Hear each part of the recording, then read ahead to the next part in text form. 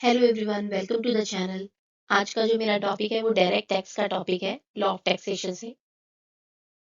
देखिए, law divide करता है टैक्सेस को दो तरीके से, एक डायरेक्ट टैक्सेस और एक इनडायरेक्ट टैक्सेस। इस वीडियो में हम देखेंगे डायरेक्ट टैक्सेस क्या होते हैं। देखिए, डायरेक्ट टैक्सेस उस तरीके के टैक्सेस होते हैं जो हर कमाने वाले व्यक्ति को डायरेक्टली और इंडिविजुअली टच करते हैं। ठीक है, इसका मतलब ये टैक्सेशन के ऐसे पिलर्स हैं जो जो भी कमाई करने वाला व्यक्ति है, जो भी सैलरी पा रहा है व्यक्ति, उसके ऊपर एक बोझ या बर्डन की तरह होते हैं। ठीक है, अगर हम इम्पैक्ट और इंसिडेंस की बात करते हैं तो इम्पैक्ट का मतलब होता है कि किसके ऊपर लगा रहा है ये वाला टैक्स, और इंसिडेंस का मतलब होता है कि किसने भरा है। ठीक है, तो डायरेक्ट टैक्सेस के जो केसेस में ये दोनों ही व्यक्ति, जिसके ऊपर इम्पैक्ट लग रहा है और जिसके ऊपर इंसिडेंस जो भर रहा है, ये दोनों ही व्यक्ति सेम है। ठीक है, इसका मतलब डायरेक्ट टैक्सेस वो इंसान जिसकी सैलरी आ रही है वो डायरेक्ट सरकार को दे रहा है, कोई मिडल मैन इसके अंदर नहीं आता है जो आपसे टैक्स लेकर के सरकार को देगा, जैसे कि हम जीएसटी में देखते हैं। ठीक है, डेल्टन की अगर डेफिनेशन देखते हैं तो डेल्टन ने कहा कि अ direct tax is really paid by the person on whom it is legally imposed. इसका मतलब कि ये जिस व्यक्ति के पास चिट्ठी आई है टैक्स भरने की, वही टैक्स भरने जाएगा, किसी तीसरे व्यक्ति को वो शिफ्ट नहीं कर सकता अपना बर्डन। अगर हम एग्जाम्पल देखते हैं तो हम कहते हैं इनकम टैक्स। ठीक है, तो इनकम टैक्स क्या है? इंडिविजुअल अर्निंग्स पे लगता है। इसके बाद हम देखते हैं कॉर्पोरेट टैक्स। ये क्या है? कंपनी के प्रॉफिट्स पे लगता है। इसके बाद आता है कैपिटल गेन टैक्स। तो जब आप कोई प्रॉपर्टी या स्टॉक्स बेच करके प्रॉफिट कमाते हो, मुनाफा कमाते हो, तो उस पे लगने वाले टैक्स को कहते हैं कैपिटल गेन टैक्स। बात करते हैं मेरिट्स ऑफ डायरेक्ट टैक्सेशन की। तो देखो, ऐसे कुछ तो कारण होंगे ना जो ये सरकार के लिए भी फायदेमंद है डायरेक्ट टैक्सेस, और इंडिविजुअल्स के लिए भी फायदेमंद है। ठीक है, ये वो कौन से फायदे हैं जिसके कारण सरकार इस तरीके के टैक्सेशन को ऑप्ट करती है। ठीक है, क्योंकि जो डायरेक्ट टैक्सेशन है ये सिर्फ पैसा वसूलने के लिए नहीं है। ठीक है, इसके पीछे बहुत गहरे प्रिंसिपल्स हैं। अब हम उन्हीं प्रिंसिपल्स को, ये जो प्रिंसिपल्स की लिस्ट लिखी हुई है 9, इन्हीं को एक एक करके समझते हैं। सबसे पहली बात आती है कि प्रोग्रेसिव नेचर, मतलब सोशल जस्टिस का पिलर है ये जो डायरेक्ट टैक्सेस है। कैसे? डायरेक्ट टैक्स जो है प्रिंसिपल ऑफ सेक्रीफाइस के ऊपर काम करता है। इसका मतलब आपका कंट्रीब्यूशन आपकी कैपेबिलिटी के हिसाब से होना चाहिए। Higher income is equal to higher tax. ठीक है, जैसे जैसे इनकम बढ़ती जाएगी वैसे वैसे टैक्स रेट भी बढ़ते जाएंगे। ठीक है, इससे क्या होता है, जो वेल्दी लोग होते हैं उन पर ज्यादा बोझ पड़ता है, वो ज्यादा टैक्स पे करते हैं। ठीक है, और अमीर और गरीब के बीच की जो खाई होती है ना वो कम होती है। इसका सेकंड पॉइंट आता है इकोनॉमी इन कलेक्शन। मतलब इसको जो कलेक्ट करने का खर्चा है ना सरकार का, सरकार जो बियर करती है इसको कलेक्ट करने के लिए खर्चा, वो बहुत ही नॉमिनल सा होता है, बहुत ही माइनर सा होता है। इसकी एडमिनिस्ट्रेटिव कॉस्ट जो होते हैं वो बहुत कम होती है। ठीक है, क्यों? क्योंकि जो टैक्स पेयर होते हैं वो खुद अपनी डिटेल्स फाइल करते हैं और टैक्स डिपॉजिट कर देते हैं। ठीक है, इसके बाद नेक्स्ट पॉइंट आता है सर्टेनिटी। तो ये जो प्रिंसिपल है ना ये सर्टेनिटी पे चलता है। ठीक है, टैक्स पेयर को पहले से पता होता है कि उसे कितना टैक्स देना है, कब देना है और कैसे देना है। ठीक है, इससे आपका बजट सही रहता है, ये तो है ही, लेकिन सरकार को भी पहले से पता होता है कि आने वाले साल में उसके लिए कितना रेवेन्यू जनरेट होने वाला है। ठीक है, नेक्स्ट पॉइंट आता है इलास्टिसिटी। मतलब ये जो है ना एक बहुत ही फ्लेक्सिबल टूल है सरकार के लिए। ठीक है, कैसे? कि अगर सरकार को अचानक से पैसे की जरूरत पड़ जाती है ना, तो वो जो टैक्सेस हैं उनको बढ़ा देते हैं और अपना रिवेन्यू जनरेट कर लेते हैं। इसके बाद नेक्स्ट पॉइंट आता है प्रोडक्टिविटी। इसे डॉक्ट्राइन ऑफ प्रोडक्टिविटी कहते हैं। भले ही डायरेक्ट टैक्सेस जो है वो गिने चुने हैं हमारे पास, जैसे कि इनकम टैक्स है या कॉर्पोरेट टैक्स है, पर ये इतना पैसा जनरेट कर देते हैं कि पूरे देश के पब्लिक वेलफेयर का काम आसानी से चल जाता है। ठीक है, नेक्स्ट पॉइंट है सिंप्लिसिटी एंड क्लैरिटी।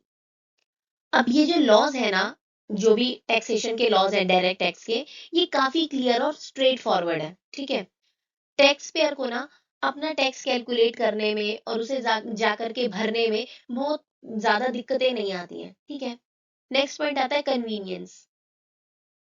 तो इसमें जो पेमेंट का शेड्यूल है ना, वो अक्सर तब रखे जाते हैं जब टैक्स पेयर के पास पैसे होने की प्रोबेबिलिटी बहुत ज्यादा होती है, बहुत ज्यादा उम्मीद है कि इस समय टैक्स पेयर के पास पैसा होगा। और वो कब होता है? जैसे ही सैलरी आती है तब। इसीलिए उसी समय टीडीएस को काट लिया जाता है। ठीक है। नेक्स्ट पॉइंट आता है सिविक कंसाइंसनेस या फिर नागरिक जिम्मेदारी, पब्लिक स्पिरिट। देखो, ये बहुत ज्यादा इंटरेस्टिंग सा पॉइंट है। क्यों? क्योंकि जब आपकी पॉकेट से डायरेक्ट पैसा निकलकर सरकार की जेब में जाता है ना, तो आपके अंदर एक ऐसी भावना आती है, पब्लिक स्पिरिट टाइप का लगता है कि आप अलर्ट हो जाते हैं कि मैं टैक्स दे रहा हूं तो रोड क्यों नहीं बन रही है, या हॉस्पिटल में दवाइयां क्यों नहीं है, या मतलब इससे क्या होता है ना, लोगों में अकाउंटेबिलिटी की भावना आती है। ठीक है। क्योंकि उन्हें ये पता है कि उनका पैसा जो है देश की डेवलपमेंट में लगाया जा रहा है, और ये वो मेक श्योर करते हैं कि हाँ, ये देश की डेवलपमेंट में ही लगे। ठीक है। नेक्स्ट पॉइंट आता है डिस्ट्रीब्यूटिव जस्टिस। देखो, जो डेवलपिंग इकोनॉमीज होती है ना, वहाँ अमीर और गरीब का क्योंकि जो डिफरेंस है वो बहुत ज्यादा होता है, तो वहाँ डायरेक्ट टैक्स ना एक टूल ऑफ इक्वलिटी की तरह काम करता है। ठीक है। ये टूल वेल्थ को रीडिस्ट्रीब्यूट करने में भी हेल्प करता है, ताकि सबको उनकी बेस्ट जो भी बेसिक सी नीड्स है ना, वो सारी उनकी पूरी की जा सके। ठीक है। क्योंकि मैंने आपको पिछले लेक्चर में भी बताया था कि जो डायरेक्ट टैक्सेस होते हैं, ये अमीरों से लिए जाते हैं और गरीबों को सब्सिडीज और इस तरीके जो स्कीम होती है, वेलफेयर स्कीम, इनके तहत उनमें बांटे जाते हैं। ठीक है। तो इससे क्या होता है कि उनकी भी बेसिक जो एमिनिटीज हैं वो पूरी होती है। ठीक। इसलिए जो डायरेक्ट टैक्सेस है ना, वो केवल वसूली नहीं है, बल्कि अवेयर सिटीजनशिप या फिर इकोनॉमिक बैलेंस को बनाने में भी मदद करता है। अब हम बात करते हैं डीमेरिट्स ऑफ डायरेक्ट टैक्सेस, यानी कि कुछ नुकसान या चैलेंजेस क्या है डायरेक्ट टैक्सेस के। देखो, हर कॉइन के दो साइड्स होते हैं। ठीक है। तो डायरेक्ट टैक्सेस के भी ना कुछ चैलेंजेस हैं। अब सबसे बड़ी बात यह है कि लॉ और इकोनॉमिक्स में ना कोई भी सिस्टम जो होता है वो परफेक्ट नहीं माना जाता। ठीक है। तो डायरेक्ट टैक्सेस भी इन्हीं तरीके से कुछ चैलेंजेस से गुजरता है। वो ये चैलेंजेस मैंने लिखे हुए हैं, इनको एक एक करके एक्सप्लेनेशन इनकी देखते हैं हम। सबसे पहला पॉइंट आता है अनपॉपुलैरिटी। इसका मतलब सबसे नापसंदीदा टैक्स। ऐसा क्यों है? क्योंकि ये जो डायरेक्ट टैक्सेस है ना, ये डायरेक्टली हमारी पॉकेट को पिंच करते हैं, फिर हमें भी पिंच करते हैं। क्यों? क्योंकि इसका बोझ ना हमारी सैलरी पे इमीडिएटली और विजिबली होता है ना? कैसे? जब हमारी मेहनत की कमाई जो है उसका बहुत बड़ा पोर्शन सरकार की जेब में जाता है ना, तो हमें ये एक बोझ जैसा लगने लगता है। ठीक है। अब इनडायरेक्ट टैक्सेस क्या होते हैं ना, हम इसको नेक्स्ट वीडियो में देखेंगे।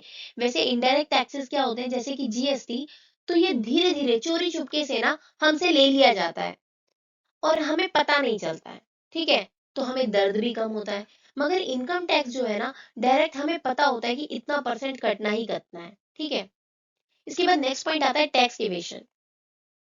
इस टैक्स एवेशन का मतलब होता है चोरी की गुंजाइश है डायरेक्ट टैक्सेस में। क्योंकि डायरेक्ट टैक्सेस में ना इनडायरेक्ट टैक्सेस के मुकाबले चोरी करना आसान है। क्यों? क्योंकि इसको हम खुद फाइल करने जाते हैं। ठीक है। तो उससे क्या होता है ना कि हम अपनी इनकम को कम दिखा देते हैं, हम अपने फेक खर्चे दिखा देते हैं। तो इससे क्या होता है, जो फाइनेंशियल रिकॉर्ड्स होते हैं उसको मैनिपुलेट आसानी से किया जा सकता है। ठीक है। अब जब तक जो हमारा सिस्टम है ना, वो बहुत ज्यादा डिजिटल नहीं हो जाएगा ना, तब तक टैक्स एविशन का खतरा जो है ना, ये एक प्रॉब्लम बनी ही रहेगी। ठीक है। नेक्स्ट आता है एडमिनिस्ट्रेटिव डिफिकल्टीज। इसका मतलब होता है कि जो टैक्स अमाउंट है ना, वो फिक्स करने का जो प्रोसेस है वो बहुत ही कॉम्प्लिकेटेड है। ठीक है। टैक्स पेयर को ना अक्सर आईटी ऑफिशियल्स के ना चक्कर काटने पड़ते हैं, उनकी मदद लेनी पड़ती है। और इससे क्या होता है ना, ब्यूरोक्रेसी मतलब बाबूगिरी टाइप की जो चीजें हैं वो बढ़ जाती हैं। ठीक है। इसके बाद नेक्स्ट पॉइंट आता है अनइकोनॉमिकल इन सर्टेन केसेस। वैसे मैंने आपको इसके एडवांटेजेस में बताया था कि जो डायरेक्ट टैक्सेस है ना वो एफिशिएंट है। ठीक है। बहुत ही कम खर्चा आता है इसको कर मतलब वसूलने पे। मगर कुछ ऐसे केसेस है ना जहाँ पे ये अनइकोनॉमिकल हो जाता है। कब? देखो, अगर सरकार को ना हजारों ऐसे लोगों से टैक्स लेना पड़े जिनका जो टैक्स अमाउंट है ना बहुत ही छोटा है, तो उनका रिकॉर्ड मेंटेन करने के लिए जो आईटी ऑफिसर्स लगेंगे ना, और उनकी सैलरी देने के लिए ना बहुत बड़ा अमाउंट चाहिए होगा। इसका मतलब हम एक बहुत बड़ी पॉपुलेशन को अरेंज करवा रहे हैं, जिन लोगों से उनको सैलरी हम उससे ज्यादा दे रहे हैं जितना हम उन पॉपुलेशन से अर्न कर रहे हैं एज अ टैक्स। ठीक है, तो इसका मतलब क्या है कि हमें टैक्स कम मिल रहा है और उनको मेंटेन करने पे खर्चा ज्यादा हो रहा है, तो ये अनइकोनॉमिकल हो जा रहा है। नेक्स्ट पॉइंट है आर्बिट्ररी नेचर।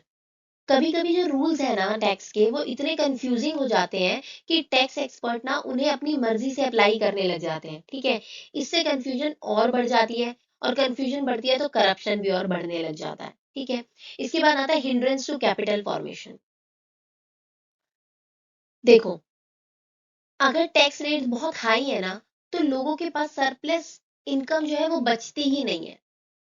जब पैसा बचेगा ही नहीं, तो लोग सेव क्या करेंगे, इन्वेस्टमेंट कैसे करेंगे। ठीक है, तो जिससे देश का जो कैपिटल फॉर्मेशन है ना, वो रुक जाता है। ठीक है, नेक्स्ट पॉइंट है adverse effect on foreign capital.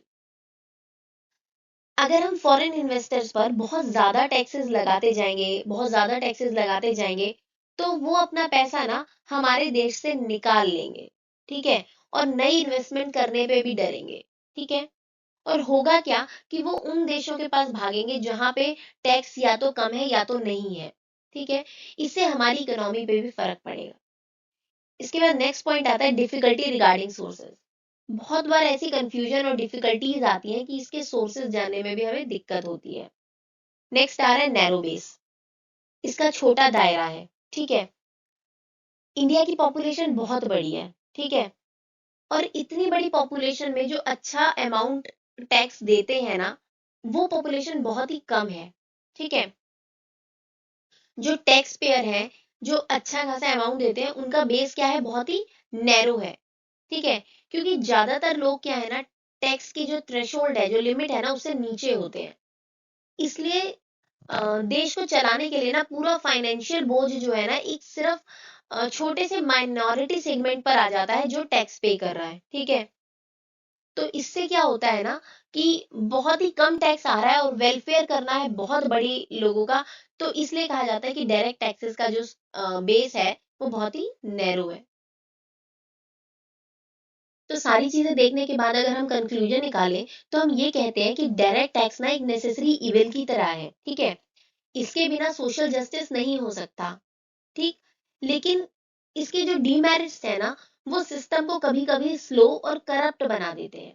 ठीक है, इसलिए जो हमारा नया एक्ट, आईटी एक्ट 2025 आया है ना, वो इन्हीं डीमेरिट्स को दूर करने के लिए ट्रांसपेरेंसी और डिजिटल इंटीग्रेशन पर फोकस कर रहा है।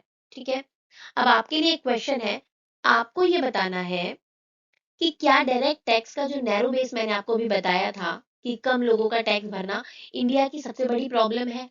आप ये जवाब मुझे कमेंट सेक्शन में देंगे। इसके अलावा भी अगर आपके पास कोई डाउट होगा तो आप मुझे कमेंट में लिखिए, आपका डाउट मैं सॉल्व करूंगी।